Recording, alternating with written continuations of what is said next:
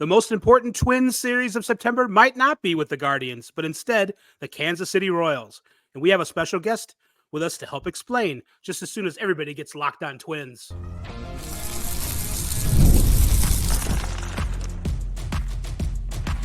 You are Locked On Twins, your daily Minnesota Twins podcast. Part of the Locked On Podcast Network, your team every day.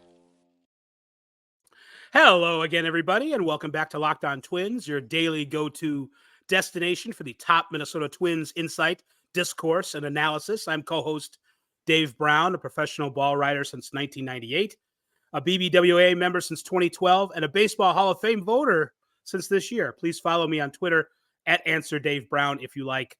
Across me in cyberspace is Brandon Warren, a Twins watcher for 30 years who not long ago covered the team on a daily basis professionally. He asks that you spam him on Twitter at Brandon_Warren with an E at the end.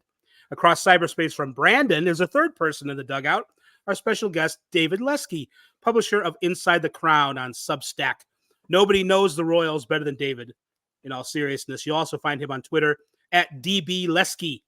Before we preview Royals Twins, a reminder that the Locked On podcast is part of the Locked On Podcast Network, your team every day. Hey, Brandon, please interject by telling us who's bringing us this episode of Locked On Twins. This episode is brought to you by PrizePicks. Go to prizepicks.com/LockedOnMLB and use code LockedOnMLB, all lowercase, all one word, to win $50 instantly when you play $5. By the way, you can catch every pitch of the Twins hometown broadcast with Chris Atterbury and friends. This time, it'll be Denard Span and Glenn Perkins in Kansas City. It'll be on SiriusXM. Just download the SXM app, search Twins. 7:10 p.m. first pitch at the Big K on Friday. It's Zebby Matthews looking to turn things around from that ugly Toronto start, and he'll face Cole Ragans. So the lefty mashing line, well, not mashing, I guess, but the lefty lineup will be out to see if the Twins can win the Ethics Bowl. But we'll see what happens. David, the Ethics Bowl is what I call it the StatCast World Series, the expected batting average. Who wins that battle in the game? Whoever has the higher one is supposed to win the Ethics Bowl. So that's what we're talking about there. But it feels like the Royals have been losing a lot of those lately. So that's the Royals have been losing every which way but loose. Yeah, at this point. yeah. But lately. When we started to plan for this episode, it was early last week, and the Royals had taken the first 3 games in Cleveland of that series. It was the apex of the rebuild. The past week or so, not so rosy, but Kansas City is still comfortably ahead of the Rays, Tigers, Mariners, and Rays in the AL wildcard race. A few prognosticators said that was going to happen. Andy McCullough even picked the Royals to win the AL Central. I kind of thought that was a little ambitious to envision them in the playoffs, but David Lesky of Inside the Crown, thinking back to, let's say, the day before spring training started, did you think there was any way the Royals were transforming from a last-place team with 106 losses to a playoff contender? Anyway, yes. I had them at 75 wins. So I clearly, I'm already wrong, which is... Well, they made it. They got there. Good for me. I did it. I was just a month early, or late. I don't know, one of those two. But I think it was pretty easy to see the path if they were going to do it. It's just, I don't know. It felt like it would take more. I'm trying to think of the right word. It would take more to go right, I guess. There's not a right word there, I suppose, but more to go right than has gone right to get there. And I think that the biggest thing, Bobby Witt Jr. becoming not just a star, but a true superstar, that helped. Salvador Perez hitting really like he's never hit before, because even in the 48 home run season a few years ago, he didn't get on base like he has this season. And up until a week ago, Vinny Pasquantino being on pace for 115 RBIs, something like that. Those masked a lot of the flaws that they had that I thought they couldn't have to get where they are right now. But I saw a path. I just didn't see this path as the way they would get there. What difference has Matt Quatraro made as a manager? The thing about Quatraro, it's so interesting because all last season, in the second half, the Royals finished pretty well. They were 27-31 after the break. Their last 58 games. They had a good September. They had a couple great series against the Astros. I mean, there were some losing streaks, but they they were not the White Sox, let's just say. And I commented many times that they could give up, and they didn't. And a lot of people thought that was ridiculous because they were 50 games under 500. But I think it kind of showed what Matt Quatraro meant to this team. The leadership was there, and I mean some of it's on the field too. It's not just a guy in the dugout. But I think he's a very steady hand. Which in today's baseball, the manager makes what, 8 decisions a game. I mean, really, I might be high on that. They bring in 2 or 3 relievers. It's when they pull the starter, maybe a pinch run, pinch hit. I don't know. It's about the clubhouse management, and Matt Quatraro has the clubhouse. That's what he. That's especially the players love him. I mean, I've talked to a few of the guys over the last 15 months ish, and they love playing for him. He's a guy who they want to go to battle with, and that's something. I think there's obviously he has some. There's some things that I would change that he does. I think that he maybe. I think he's a little too quick to give a reliever a not so clean inning. I would like to see more clean innings for the relievers. I think he utilizes his bench more than I would with some of the guys they have. But ultimately, his main role, managing the team, is what he does well, and I think he's steered the ship really well in that way. Brandon, you want to ask? Yeah, what waiver acquisition at the deadline here last few days do you think has the highest expectations? Because obviously, Tommy Pham batting at the top of the order, there's some expectations there. And Yuli Gurriel expected, or at least being put into the role of replacing Vinny Pasquantino. And then probably third wheel, Robbie Grossman, who is, at least another guy who can hit lefties, get on base.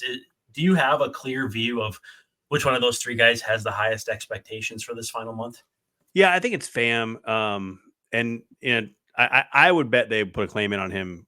They would have done it whether Pasquantino got hurt or not. But when he got hurt, him being able to slot at the top of the lineup allowed them to move. Michael Massey was sitting leadoff, and that's just not a role for him. It's not right. He's a solid player. He's a league average hitter, but he doesn't get there in a way that you want your leadoff hitter to, because he doesn't get on base. He hits he'll double, he'll hit the occasional home run, but he's going to have a 290 to 310 on base percentage, and that might be optimistic, to be completely honest. And so to be able to move him down in the lineup, and they had him third behind Bobby Witt for a couple games. He was, I think, 0 for 11. Small sample.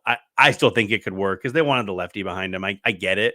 But to be able to move him down in the lineup really just worked better, because without Vinny Pasquantino, that's a giant hole in that 3 spot. He was one of the reasons that Witt didn't get pitched around. He was driving in runs. And so Tommy Pham allows the lineup to lengthen again by being able to put him at the top. I mean, I think there's a chance it goes poorly. It didn't go well for the Cardinals, but I think he's the guy who is the biggest impact. And it's funny to say that because I think it centers around Pasquantino, and Gurriel, if he's healthy, is the guy who actually replaces him on the field at first base many days. But he's probably going to be a bottom third hitter.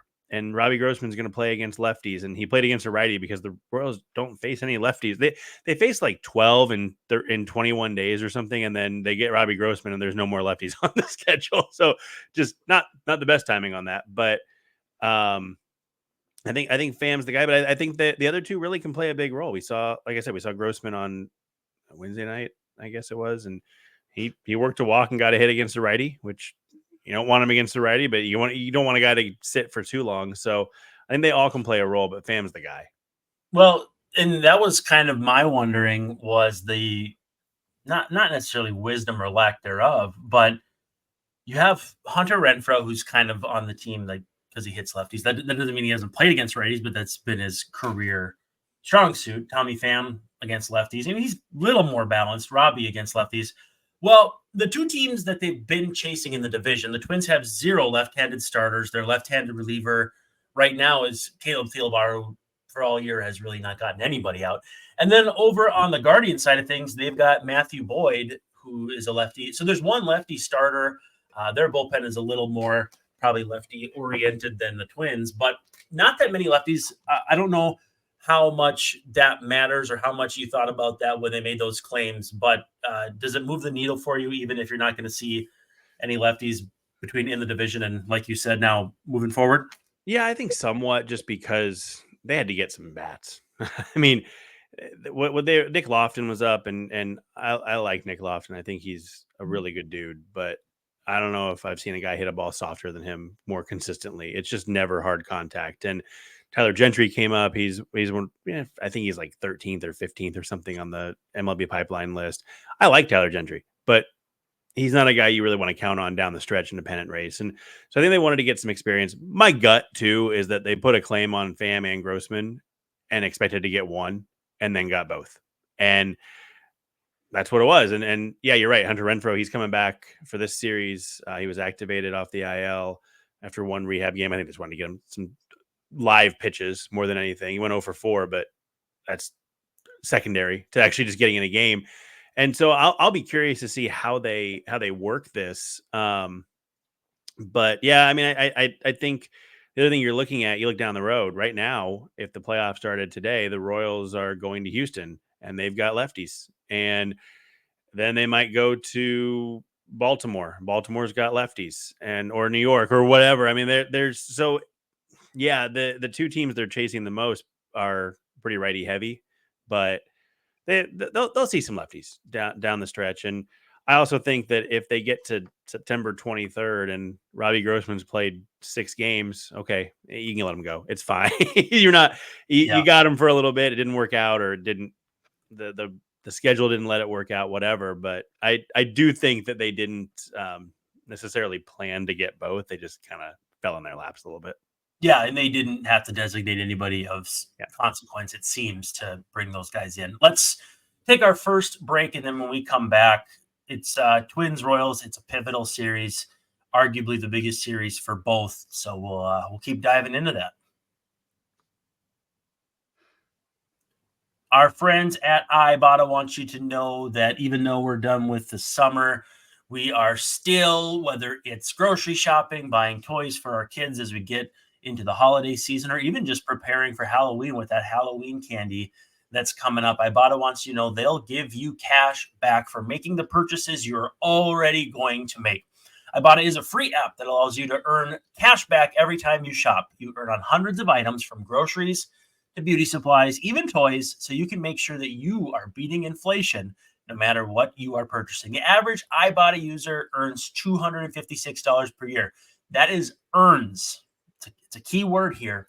That could cover the cost of an entire shopping trip, a flight that you've been keeping an eye on, or a fancy dinner for you and your special person that you've been craving. Other apps can give you points that don't amount to much, but with Ibotta, you earn cash back that you can withdraw to your bank account, PayPal, or gift cards.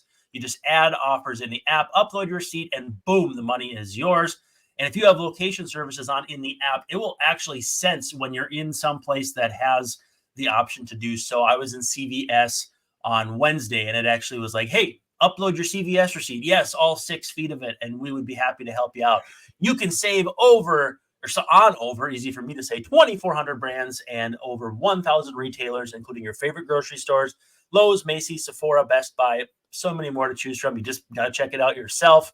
It's time that you join the over 50 million users who use Ibotta to earn cash back every time they shop. Right now, Ibotta is offering listeners $5 just for trying Ibotta by using the code LOCKEDONMLB when you register. Just go to the App Store or Google Play Store and download the free Ibotta app to start earning cash back, and use code LOCKEDONMLB. That's IBOTTA, Ibotta, in the Google Play or App Store, and use code LOCKEDONMLB. Welcome back to Locked On Twins. Our guest is David Lesky of Inside the Crown. Nobody knows the Royals. I don't know if anybody knows a team better than David Lesky knows the Royals. He's as good as we can do, as good as anybody can do. David, what do you think about this? I'm going to steal this question from Brandon. We were talking in prep. I am. Right. Which team in this series is more desperate to win right now?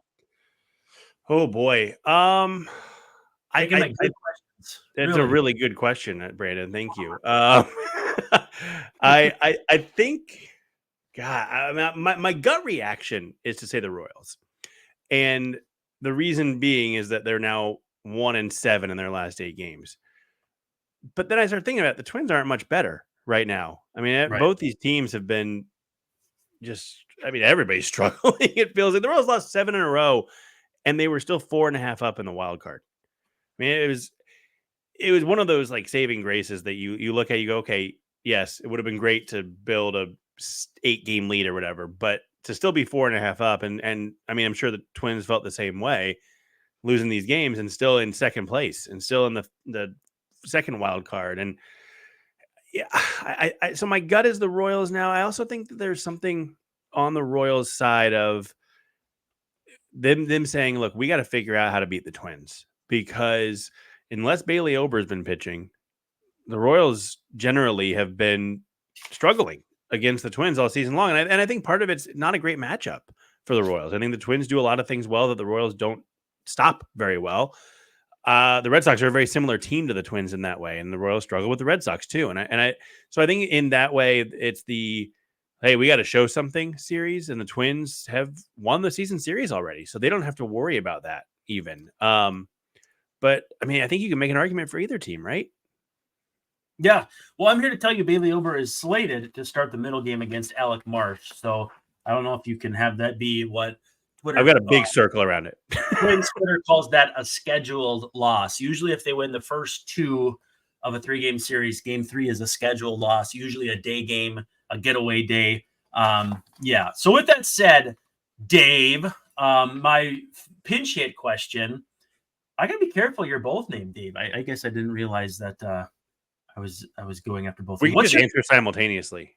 What's your concern level, 1 to 100, for how this bullpen might handle the stretch run in any October postseason run? Because at least from my view, the rotation outshines the bullpen, and in October, bullpens seem to rule the day. Now, again, that can be massaged with your 4th and 5th starter going out there and leaving it all out on the mound, throwing darts in the 7th and 8th inning. But what's your concern level, or let's say, what's your confidence level 1 to 100 that the bullpen in KC can keep them afloat down the stretch? 15. I mean, not high. The only reason it's that high is because Lucas Erceg has been a godsend for this bullpen. I mean, truly, he struggled a little bit for a few games. Some of it, I mean, weak contact. Look, but it happens. Like, good relievers get hit, bad relievers get hit, whatever. But I feel confident in him. The reason it's as high as it is with very little confidence in the rest is, so there's a guy like Chris Bubich, for example, has been in the bullpen this season after coming back from Tommy John.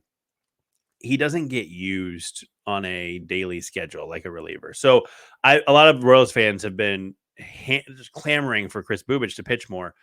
And I'm going, that's great. You can call him one of the best relievers, but if you can't go back-to-back days, you can't be counted on. Yeah. You can be useful when you pitch, but if you can't go on a Tuesday and a Wednesday in a big series, you're only half as good as another reliever, in my opinion. And so the playoffs allow him to pitch a little bit more often game-wise because there's days off. So I think that helps. I also think Michael Lorenzen will come back. I imagine he will be in the bullpen in the postseason if they get there. In the first round, I imagine it's either going to be Brady Singer or Michael Wacha out there. I would put Singer in the bullpen, to be completely honest. Yep. And so you start to look at, if you were only going 3 starters and you go Reagans, Lugo, Michael Wacha, and you've got Singer, Lorenzen, Alec Marsh, Lucas Erceg, all of a sudden you go from, oh, well, we have to rely on Chris Stratton here, to, well, here's Alec Marsh who throws 97 in short stints instead of that. Or here's Michael Lorenzen, who the Royals have upped his sweeper usage by almost infinitely, and he's become this good pitcher again. In a relief role, that sweeper can be deadly against certain teams. And so the bullpen that we're seeing night to night from the Royals may not be the bullpen we see in October. And I think that's where you feel like, okay, maybe there's a path to them, like you said, utilizing their starters in a role that they haven't been utilized in, that allows them to shine. And again, some other guys, like I said, like Chris Bubich, not having to go every day, he could pitch 2 out of 3 games and still get 2 days off, which you don't typically see. And I think that'll help too. So I don't feel great, but I think there's similar to preseason thinking there's a path to the postseason. I think there's a path to the bullpen being really good in October. It's just we haven't seen it yet, so it's hard to predict it. Well, and the Rangers had a bad bullpen last year and still were fine in October. Yeah. My only gripe with Chris Bubich is I can't say his last name without giggling. Same. Trade. We've had 5 years of practice now, so okay. Yeah, it gets better. Yeah. Any gripes with or regrets from the trade deadline for Royals fans? I mean, it's hard to look at the Hunter Harvey deal and with him injured and struggle before he was injured and think, oh, that was great. Caden Wallace, I like Caden Wallace. He was the preseason number 2 MLB pipeline prospect for the Royals.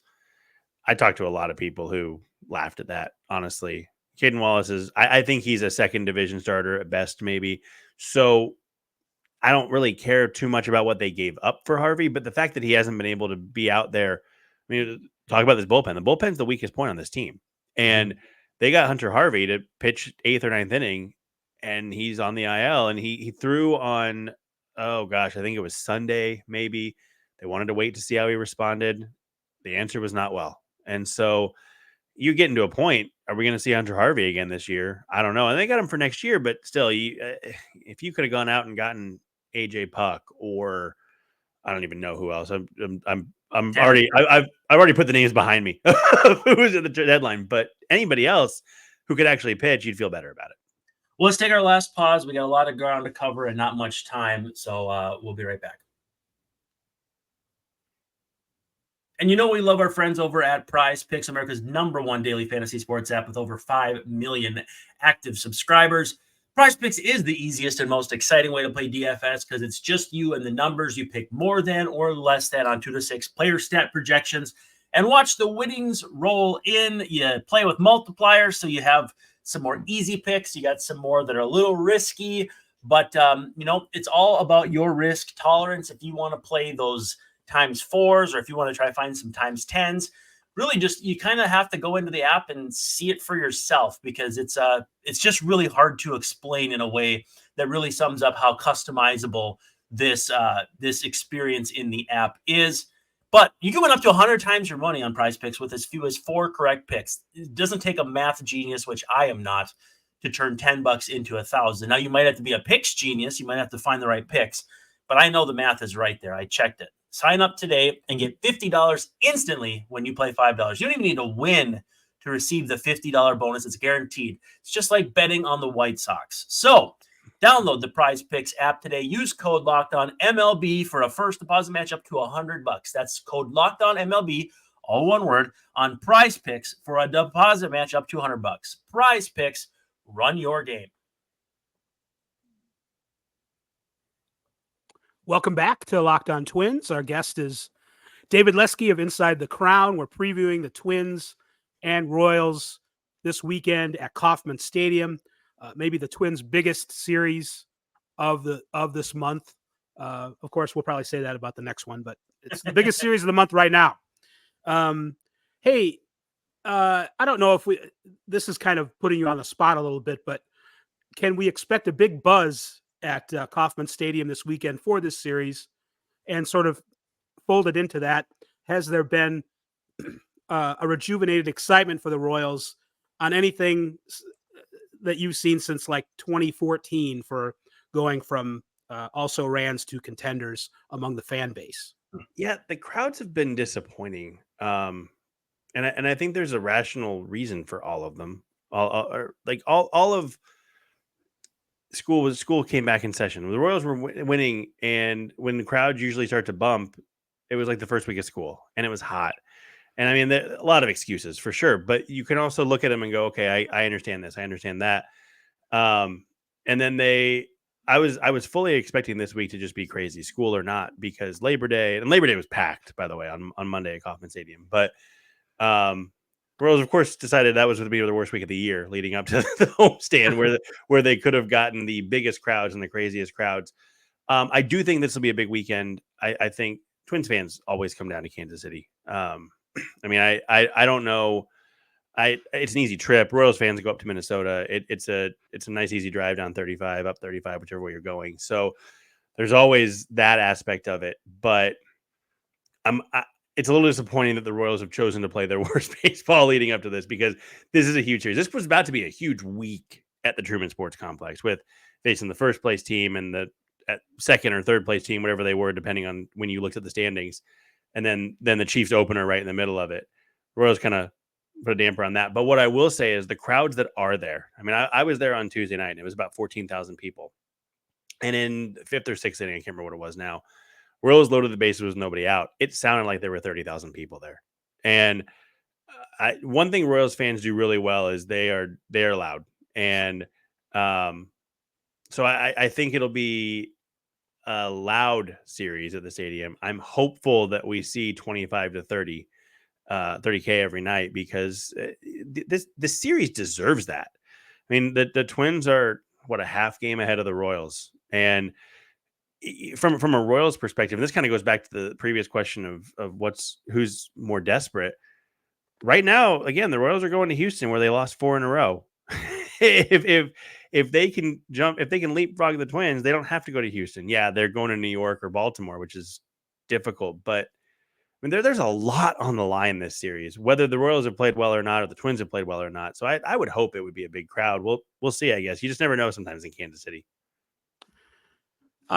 We've talked a little bit about how, as much as we want to see excitement in this series, and it's a big series, there's enough of a cushion that maybe it won't turn out to be, mathematically speaking, making the playoffs in that sense, that big of a series. So looking ahead to whatever happens as far as a postseason opponent, something I've thought about the Royals with Lugo and Reagans in a playoff series, that makes them extremely dangerous. Is that true? I think it is. Seth Lugo has pitched really well his last 2 starts, and he had a rough stretch where I actually highlighted on Inside the Crown this week that he was really getting too much in the middle of the plate for 5 or 6 starts there after the break, and up until his last start in Houston. Last 2 starts have been really good. 2 runs on 12 hits over 14 innings, just 2 walks in those 2 starts. He's back to locating down and on the edges and not in the middle, because his stuff isn't elite. Like the curve and the slider can be, but he's 92, 93 mostly with the fastball. He'll get up to 96, but it's hittable if you're not locating. So he's been much better. Cole Reagans, his last start, struck out 8 in a row, but then he imploded in the 6th inning. And so the big concern from both of these guys is that they are well over their career high in innings. And what happens in the playoffs when they get even farther over their career high? And so I think that there's a little bit of concern, but if both of those guys are pitching the way they can pitch, that's as good of a 1-2 as there is. I mean, Cleveland doesn't have a 1-2 like that.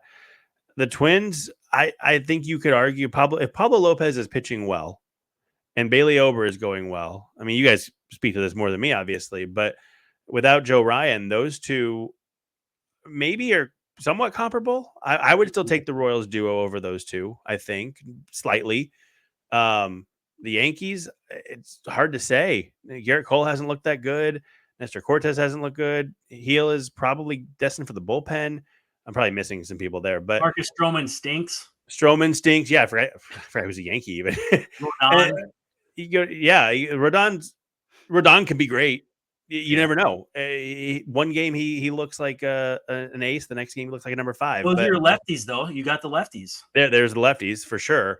And Baltimore, Corbin Burns hasn't pitched that well. Zach Eflin he's been really good for Baltimore, but you look. It's there for the taking, isn't it? It is. Yeah. I mean, the Royals' top 2 starters, I think you can make a really strong argument, are the best top 2 starters in the playoffs in the American League. And when you've got that, you can win a playoff series. And the issue is they looked like they were trending toward being able to get the wild card series off when they took the division lead last week.